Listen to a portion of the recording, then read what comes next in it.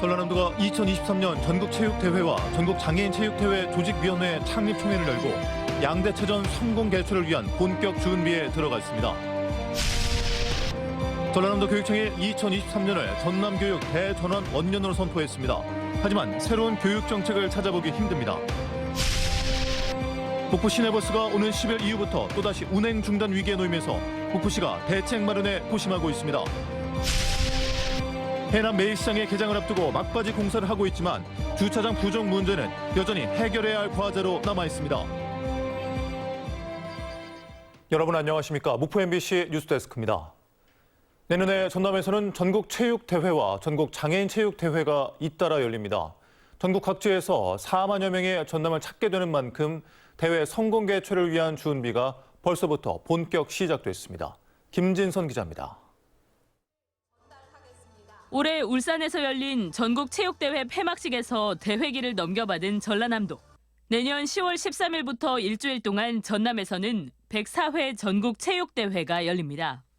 목포를 비롯해 도내 22개 시군 65개 경기장에서 49개 종목이 펼쳐집니다. 주 경기장인 목포 종합경기장을 비롯해 5개 경기장이 신축 중인 가운데 나머지 50여 개 경기장들도 개보수가 진행되고 있습니다.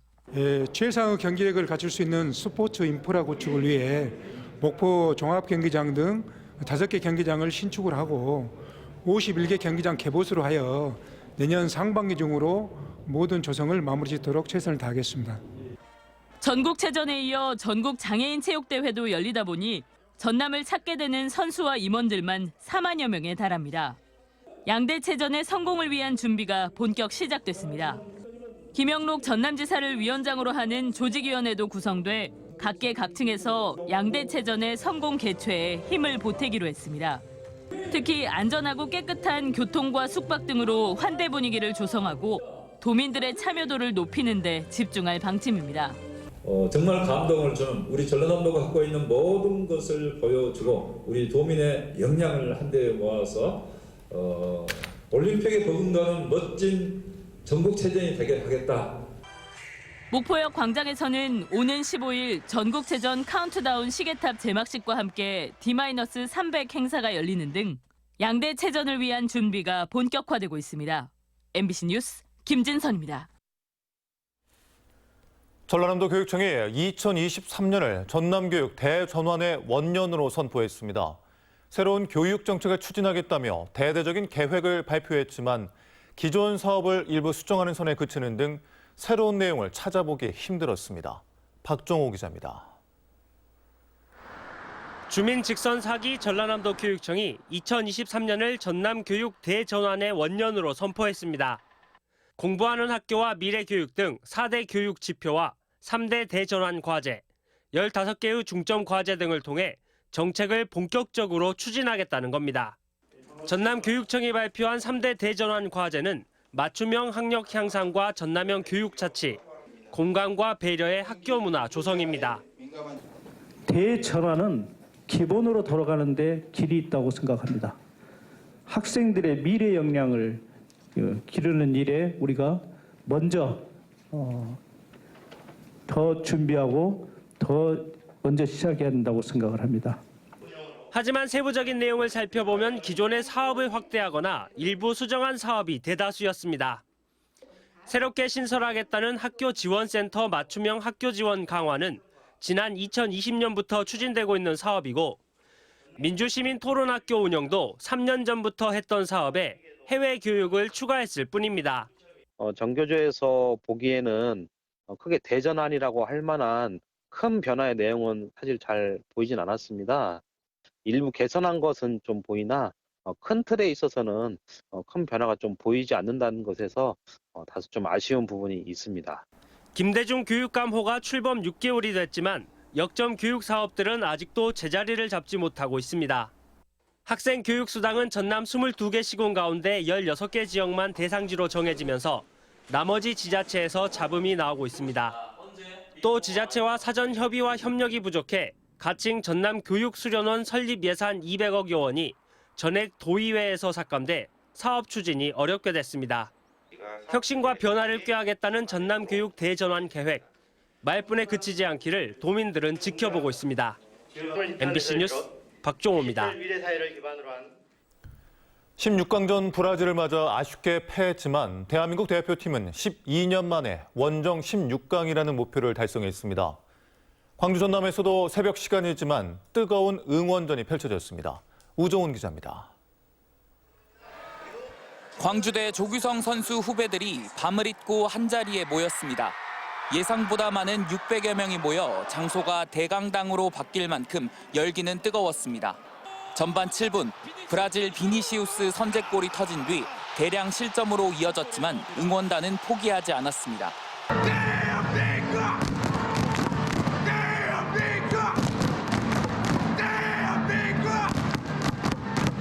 후반전 교체 선수들이 응원에 화답했습니다. 후반 31분 상대 반칙으로 따낸 프리킥을 이강인이 찾고 흘러나온 공을 받아찬 백승호의 왼발 슈팅이 골망을 갈랐습니다.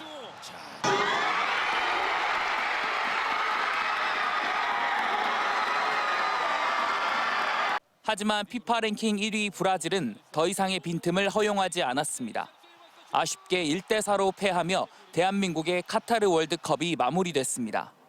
지난 4년의 기다림이 끝났지만 선수들의 선전은 4년 뒤를 기대해 볼 수 있는 이유였습니다. 비록 16강은 졌지만 저희 대한민국 선수들이 열심히 뛰어준 덕분에 저희도 이렇게 응원할 수 있고 이번 월드컵의 깜짝 스타는 단연 조규성이었습니다. 첫 경기 교체 출전에 공격에 활력을 불어넣더니 선발로 나선 가나전에서는 대한민국 월드컵 역사상 첫 한 경기 2골의 주인공이 됐습니다. 개인적으로는 조규성 선배가 열심히 뛰는 모습을 보고 저도 같은 월드컵 무대를 밟고 싶다는 생각을 했고 저희 친구들, 축구부 친구들 마찬가지로 그렇게 생각하고 있을 것 같습니다. 강호 브라질을 만나 더 이상의 경기를 응원할 수는 없게 됐지만 16강전 승패를 떠나 선수들 덕분에 대한민국이 하나 될 수 있었던 월드컵이었습니다. MBC 뉴스 우종훈입니다. 목포 시내버스가 오는 10일 이후부터 또다시 운행 중단 위기에 놓이면서 목포시가 대책 마련에 고심하고 있습니다. 목포시는 태원 유진 운수의 연료비 체납금 납부를 독려하는 한편 연료 공급 중단으로 버스 운행이 멈출 것을 대비해 주요 시내버스 노선에 비상수송 버스 투입 계획을 세우고 있습니다. 태원 유진 운수는 경영난 등을 이유로 목포 도시가스 주식회사에 4개월분의 연료비 20억 원을 체납하고 있습니다.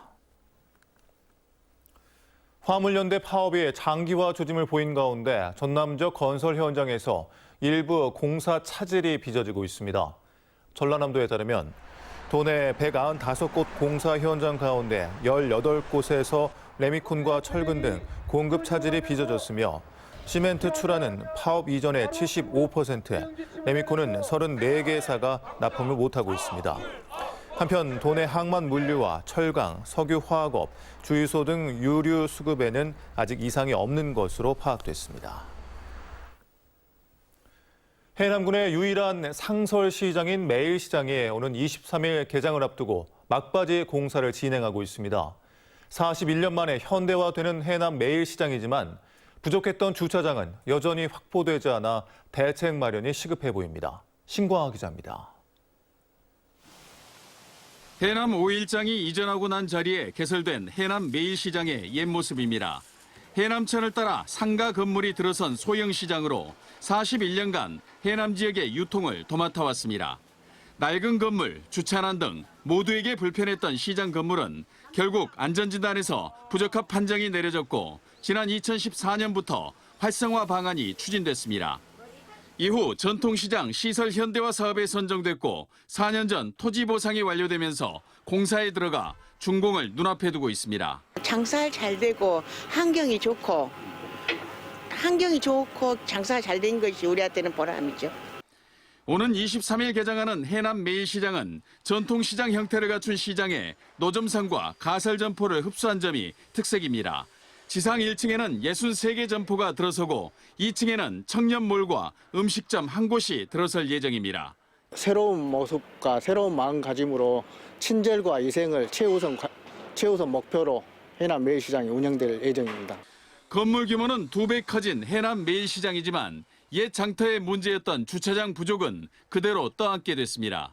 시장 건물 형태를 주차 빌딩으로 해야 한다는 주장이 4년 전부터 제기됐지만 전통시장의 모습으로 설계가 이루어진 탓에 주차장 확보가 또 다른 과제로 떠올랐습니다. MBC 뉴스 신광하입니다. 전남 지역에 고병원성 AI 발생이 잇따른 가운데 인체 감염에 대한 주의가 당부되고 있습니다. 방역당국은 조류 인플루엔자 인체 감염증은 AI 바이러스와 접촉으로 발생하는 급성호흡기 감염병으로 발열과 기침, 호흡 곤란 등의 증상이 나타난다고 밝혔습니다. 방역당국은 철새도래지 방문 자제와 AI 발생 지역 방문 시에 철저한 소독을 당부했습니다. 군산 해역에서 고려 청자와 숫돌 등 유물들이 대거 발굴됐습니다.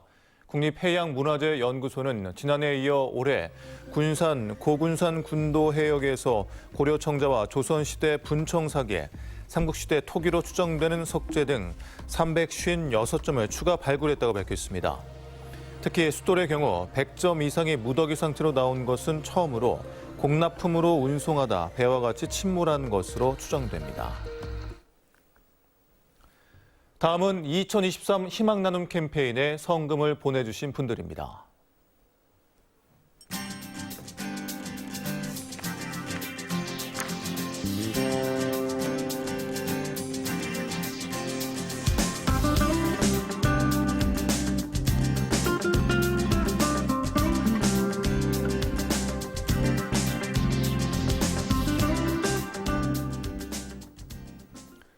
성금을 보내주신 분들께 감사드립니다. 다음 뉴스입니다. 오늘 오후 2시 20분쯤 해남군 계곡면의 한 야산에서 불이 나 2시간여 만에 진화됐습니다. 이 불로 임야 0.1헥타르가 불에 탔는데 다행히 인명피해는 발생하지 않았습니다. 소방과 산림당국은 산 아래서 잡풀을 태우다 불씨가 날려 산에 불이 난 것으로 보고 정확한 화재 원인을 조사하고 있습니다. 오늘 오전 6시 40분쯤 해남의 한 국도에서 5톤 화물차가 오르막길을 달리다 뒤로 밀려나 중앙분리대를 들이받았습니다. 사고 직후 뒤따르던 1톤 트럭이 화물차와 부딪혔고 또 다른 승용차가 화물차 뒷바퀴를 들이받는 2차 사고도 발생했습니다. 이 사고로 현장에 서 있던 70대 화물차 운전자가 숨지고 3명이 부상을 입은 가운데 경찰은 정확한 사고 경위를 조사하고 있습니다. 오늘 오후 3시 50분쯤 진도군 서망항에서 출항했다 배가 사라져 실종 신고된 50대가 2시간여 만에 무사히 발견됐습니다. 이 남성은 서거차도로 이동하다 배가 전복돼 인근 대마도까지 스스로 수영해 이동한 것으로 나타났으며 건강에는 이상이 없는 상태입니다. 목포해경은 전복된 어선을 수색하고 있습니다. 전라남도 교육청은 극심한 가뭄으로 어려움을 겪고 있는 완도 지역 학교에 식수와 생활용수를 공급하기 위해 예산 2억 원을 지원하기로 했습니다.